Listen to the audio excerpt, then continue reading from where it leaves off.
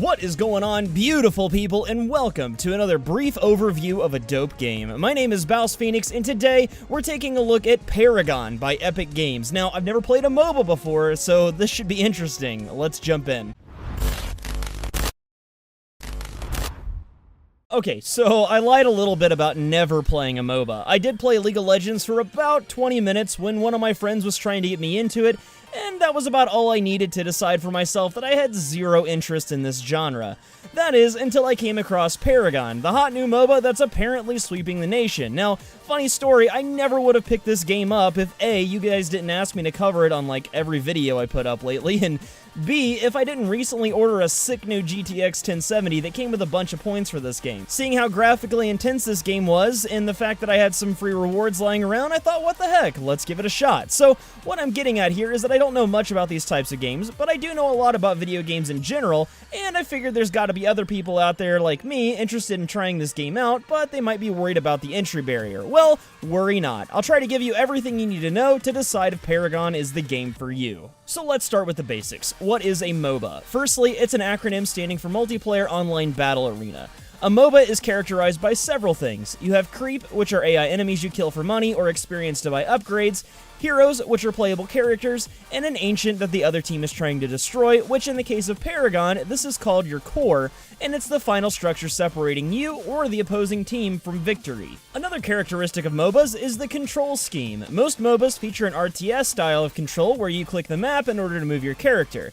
This is observed in games like League of Legends or Dota, but in games like Paragon or Smite, for instance, you'll be controlling your character directly. So now that we know the basics, what sets Paragon apart from another MOBA? Why play it? Well, from the research I've done and the people I've talked to, Paragon doesn't really seem to reinvent the wheel in too many ways, which, in my honest opinion, could be a problem for the life of the game. If there isn't much that's different between this and, say, Smite, what's going to draw players in and keep them? From my experience so far, Paragon seems to be a game made for the experienced MOBA player, and some of the systems can be a bit overwhelming if you've never played this type of game before. Now, do take this with a grain of salt, seeing as I am very new to this genre, and these are just my observation as someone who's fresh off the bus, so to speak. But I digress. Let's answer that question. Why play this game? What makes it unique? Well, for starters, let's go with the biggest thing, the characters. The playable heroes in this game are pretty interesting. There's definitely a high fantasy / sci-fi theme going on here, and with Epic Games' art design, it feels kind of like I'm playing the love child of Mass Effect, Dragon Age, and Unreal Tournament, which,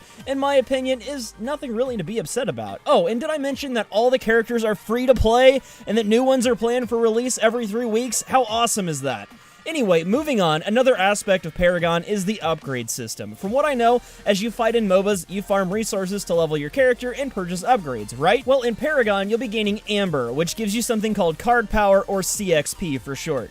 With every card power level you gain, you'll earn points to spend to buy new cards from a deck, because pretty much every game in existence right now is using cards for some reason. Anyway, equipping these cards gives you bonuses to stats, some have unique powers, and so on. This lends a lot of customization to the game, and each hero, as you can build different decks to fill different roles as a character.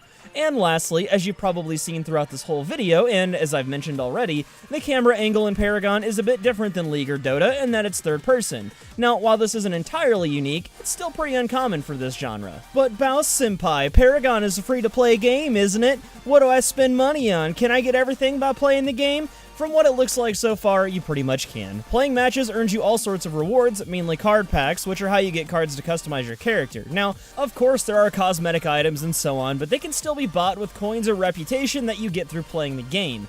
That being said, I don't feel like the game is very pay-to-win yet, as the heroes are free to play, and the cards to customize them are fairly easily obtained. I've played a lot of free-to-play games, and this one seems like it has a very solid model. We'll see what happens as the game evolves from open beta, though. So let's wrap all of this up and allow me to give my final thoughts on the game. Paragon is a free-to-play MOBA currently in beta. It features some very familiar mechanics to those that are avid MOBA players, with a little bit of new added in to keep you interested.